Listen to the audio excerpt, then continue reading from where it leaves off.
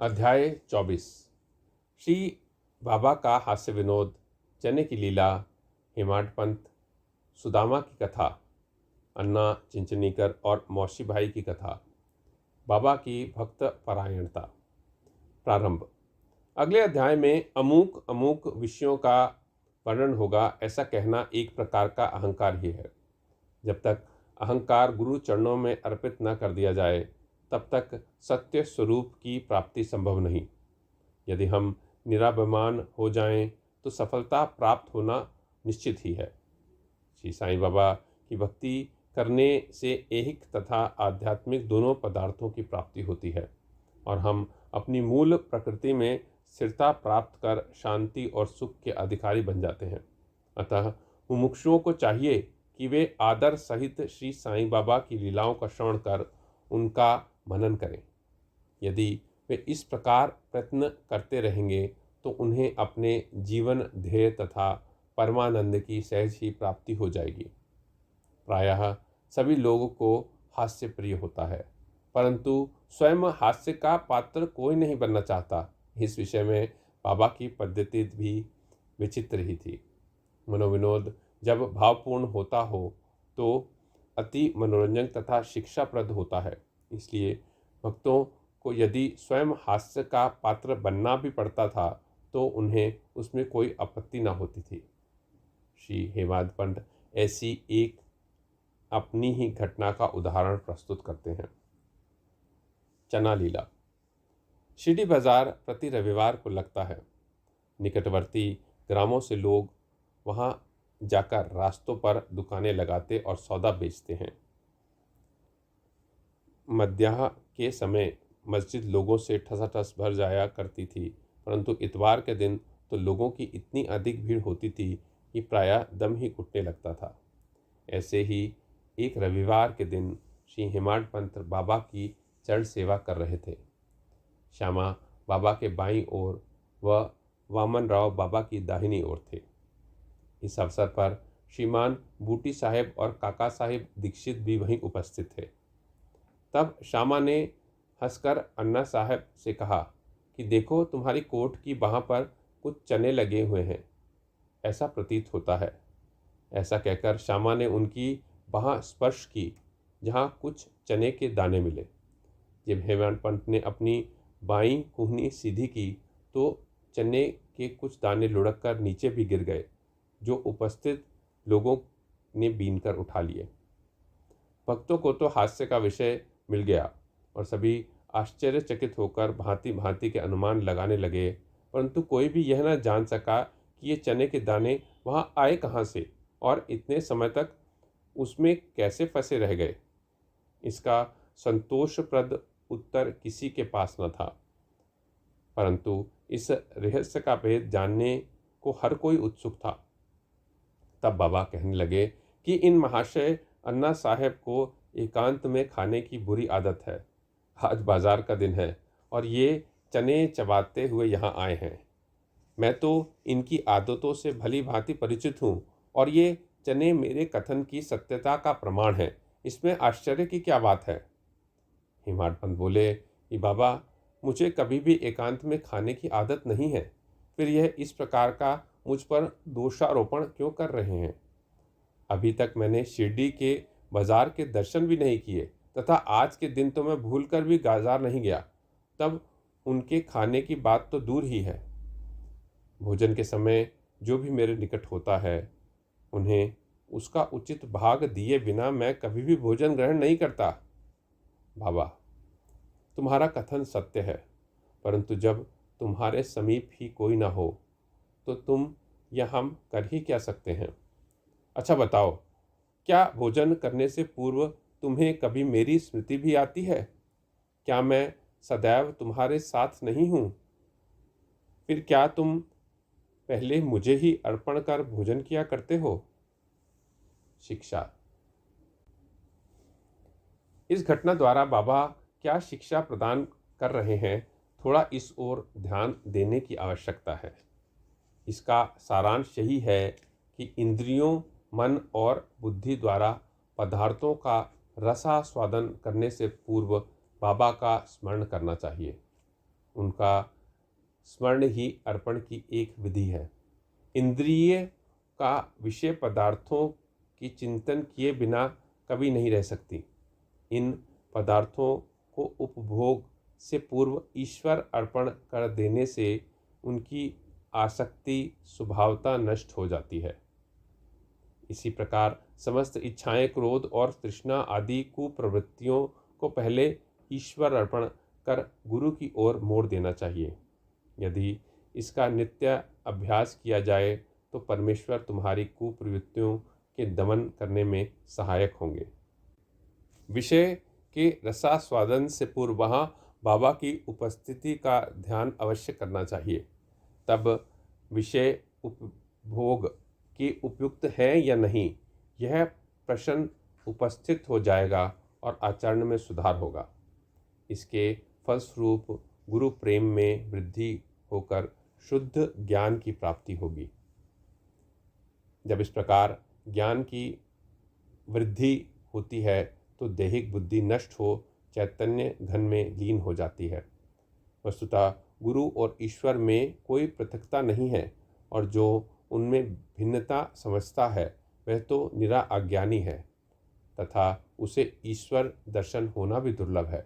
इसलिए समस्त भेदभाव को भूलकर गुरु और ईश्वर को अभिन्न समझना चाहिए।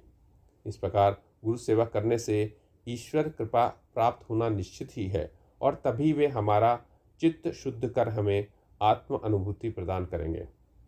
सारांश यह है कि ईश्वर और गुरु को पहले अर्पण किए बिना हमें किसी भी इंद्रियाग्रह विषय का रसास्वादन नहीं करना चाहिए।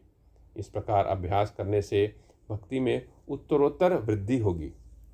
फिर श्री साईं बाबा की मनोहर सगुण मूर्ति सदैव आँखों के सम्मुख रहेगी, जिससे भक्त वैराग्य और मोक्ष की प्राप्ति शीघ्र ही प्राप्त कर सकेगा। ध्यान प्रगाढ़ होने से क्षुधा और संसार के अस्तित्व की विस्मृति हो जाएगी और सांसारिक विषयों का आकर्षण स्वतः नष्ट होकर चित्त को सुख और शांति प्रदान करेगा। सुदामा की कथा। उपयुक्त घटना का वर्णन करते करते हेमाड पंत को इसी प्रकार की सुदामा की कथा की याद आई, जो ऊपर वर्णित नियमों की पुष्टि करती है। श्री कृष्ण अपने ज्येष्ठ भ्राता बलराम तथा अपने एक सहपाठी सुदामा के साथ संदीपनी ऋषि के आश्रम में रहकर अध्ययन किया करते थे। एक बार कृष्ण और बलराम लकड़ियां लाने के लिए वन गए। संदीपनी ऋषि की पत्नी ने सुदामा को भी उसी कार्य के निमित्त वन भेजा तथा तीनों विद्यार्थियों के खाने को कुछ चने भी उन्होंने सुदामा के द्वारा भेजे। जब कृष्ण और सुदामा की भेंट हुई तो कृष्ण ने कहा, दादा मुझे थोड़ा जल दीजिए, अधिक प्यास लग रही है। सुदामा ने कहा, भूखे पेट जल पीना हानिकारक होता है, इसलिए पहले कुछ देर विश्राम कर लो।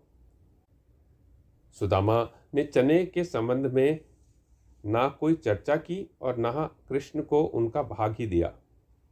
कृष्ण थके हुए तो थे ही, इसलिए सुदामा की गोद में अपना सिर रखकर ही वे प्रगाढ़ निद्रा में निमग्न हो गए। तभी सुदामा ने अवसर पाकर चने चबाना प्रारंभ कर दिया। इसी बीच में अचानक कृष्ण पूछ बैठे कि दादा तुम क्या खा रहे हो और यह कड़कड़ की ध्वनि कैसी हो रही है। सुदामा ने उत्तर दिया कि यहाँ खाने को है ही क्या, मैं तो शीत से कांप रहा हूँ और इसलिए मेरे दांत कड़कड़ बज रहे हैं। देखो तो मैं अच्छी तरह से विष्णु सहस्त्र नाम भी उच्चारण नहीं कर पा रहा हूँ। यह सुनकर अंतर्यामी कृष्ण ने कहा कि दादा मैंने अभी स्वप्न में देखा है कि एक व्यक्ति दूसरे की वस्तुएं खा रहा है। जब उससे इस विषय में प्रश्न किया गया तो उसने उत्तर दिया, मैं खाक धूल खा रहा हूँ। तब प्रश्नकर्ता ने कहा, ऐसा ही हो एवमस्तु। दादा यह तो केवल स्वप्न था, मुझे तो ज्ञात है कि तुम मेरे बिना अन्न का दाना भी ग्रहण नहीं करते, परंतु श्रम के वशीभूत होकर मैंने तुमसे ऐसा प्रश्न किया था। यदि सुदामा किंचित मात्र भी कृष्ण की सर्वज्ञता से परिचित होते तो वह इस भांति आचरण कभी न करते। श्री कृष्ण के लंगोटिया मित्र होते हुए भी सुदामा को अपना शेष जीवन दरिद्रता में व्यतीत करना पड़ा। परंतु केवल एक ही मुट्ठी रूखे चावल पोहा जो उनकी पत्नी सुशीला ने अत्यंत परिश्रम से उपार्जित किए थे, भेंट करने पर श्री कृष्ण बहुत प्रसन्न हो गए और उन्होंने उसके बदले में स्वर्ण नगनी प्रदान कर दी। जो दूसरों को दिए बिना एकांत में खाते हैं, उन्हें इस कथा को सदैव स्मरण रखना चाहिए। श्रुति भी इस मत का प्रतिपादन करती है कि प्रथम ईश्वर को ही अर्पण करें तथा उच्चिष्ट हो जाने के उपरांत ही उसे ग्रहण करें। यदि यही शिक्षा बाबा ने हास्य के रूप में दे दी। अन्ना चिंचनेकर और मौशीबाई। अब श्री हेमाड पंत एक दूसरी हास्यपूर्ण कथा का वर्णन करते हैं जिसमें बाबा ने शांति स्थापन का कार्य किया। दामोदर घनश्याम बाबरे उपनाम अन्ना चिंचनेकर बाबा के भक्त थे। वे निडरता पूर्वक स्पष्ट भाषण करते और व्यवहार में वे सदैव नकद नारायण से थे। यद्यपि व्यवहारिक दृष्टि से वे रूखे और असहिष्णु प्रतीत होते थे, परंतु अंतःकरण से कपटहीन और व्यवहार कुशल थे। इसी कारण बाबा उन्हें विशेष प्रेम करते थे। सभी भक्त अपनी अपनी इच्छा अनुसार बाबा के अंग अंग को दबा रहे थे। बाबा का हाथ कठड़े पर रखा हुआ था। दूसरी ओर एक वृद्ध विधवा उनकी सेवा कर रही थी जिनका नाम वेणुबाई कौजलगी था। बाबा उन्हें माँ शब्द से संबोधित करते तथा अन्य लोग उन्हें मौसीबाई कहते थे। वे एक शुद्ध हृदय की वृद्ध महिला थी। वे उस समय दोनों हाथों की उंगलियां मिलाकर बाबा के शरीर को मसल रही थीं। जब वे बलपूर्वक उनका पेट दबाती तो पेट और पीठ का प्रायः एकीकरण हो जाता था। बाबा भी इस दबाव के कारण यहाँ वहाँ सरक रहे थे। अन्ना दूसरी ओर सेवा में व्यस्त थे। मौसीबाई का सिर हाथों की परिचालना क्रिया के साथ ऊपर नीचे हो रहा था। जब इस प्रकार दोनों सेवा में जुटे थे तो अनायास ही मौसीबाई का मुख अन्ना के अति निकट आ गया। मौसीबाई विनोद प्रकृति की होने के कारण ताना देकर बोली कि अन्ना बहुत बुरा व्यक्ति है और वह मेरा चुंबन करना चाहता है। इसके केश तो पक गए हैं, परंतु मेरा चुंबन करने में इसको तनी भी लज्जा नहीं आती। यह सुनकर अन्ना क्रोधित होकर बोले, तुम कहती हो कि मैं एक वृद्ध और बुरा व्यक्ति हूँ। क्या मैं मूर्ख हूँ? तुम खुद ही छेड़खानी करने मुझे झगड़ा कर रही हो। वहाँ उपस्थित सब लोग इस विनोद का आनंद ले रहे थे। बाबा का स्नेह तो दोनों पर था, इसलिए उन्होंने कुशलतापूर्वक विवाद का निपटारा कर दिया। वे प्रेम से बोले, अन्ना व्यर्थ ही क्यों झगड़ा कर रहे हो? मेरी समझ में नहीं आता कि माँ का चुंबन करने में दोष ही क्या है।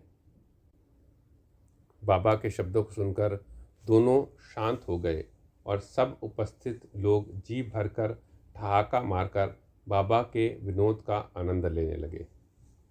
बाबा की भक्त परायणता। बाबा भक्तों को उनकी इच्छा अनुसार ही सेवा करने दिया करते थे और इस विषय में किसी प्रकार का हस्तक्षेप उन्हें सहन न था। एक अन्य अवसर पर मौसीबाई बाबा का पेट बलपूर्वक मसल रही थी, जिसे देखकर दर्शकगण व्यग्र होकर मौसीबाई से कहने लगे कि माँ, कृपा कर धीरे धीरे पेट दबाओ। इस प्रकार मसलने से तो बाबा की आंतड़ियाँ और नाड़ियाँ ही टूट जाएंगी। वे इतना कह भी न पाए थे कि बाबा अपने आसन से तुरंत उठकर बैठे और अंगारे के समान लाल आँखों से क्रोधित हो गए। साहस किसे था जो उन्हें रोके? उन्होंने दोनों हाथों से सटके का एक छोर पकड़ नाभि में लगाया और दूसरा छोर जमीन पर रखकर उसे पेट से धक्का देने लगे। सटका लगभग 2 या 3 फुट लंबा था। अब ऐसा प्रतीत होने लगा कि वह पेट में छिद्र कर प्रवेश कर जाएगा। लोग भयभीत हो उठे कि अब पेट फटने ही वाला है। बाबा अपने स्थान पर दृढ़ हो उसके अत्यंत समीप होते जा रहे थे और प्रति क्षण पेट फटने की आशंका हो सकती थी। सभी किम कर्तव्य विमूढ़ हो रहे थे। वे आश्चर्यचकित और भयभीत हो ऐसे खड़े थे मानो गूंगा का समुदाय हो। यथार्थ में भक्तगण का संकेत मौसीबाई को केवल इतना ही था कि वे सहज रीति से सेवा सुश्रुता करें। किसी की इच्छा बाबा को कष्ट पहुंचाने की न थी। भक्तों ने तो यह कार्य केवल सद्भावना से प्रेरित होकर ही किया था, परंतु बाबा तो अपने कार्य में किसी का हस्तक्षेप कण मात्र भी न होने देना चाहते थे।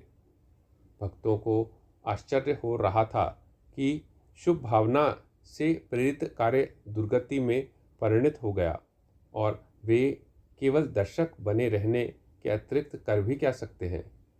भाग्यवश बाबा का क्रोध शांत हो गया और सटका छोड़कर वे पुनः आसन पर विराजमान हो गए। इस घटना से भक्तों ने शिक्षा ग्रहण की कि अब दूसरों के कार्य में कभी हस्तक्षेप न करेंगे और सबको अपनी इच्छा अनुसार ही बाबा की सेवा करने देंगे। केवल बाबा ही सेवा का मूल्य आंकने में समर्थ थे। श्री सद्गुरु साईनाथ अर्पणमस्तु। शुभम भवतु।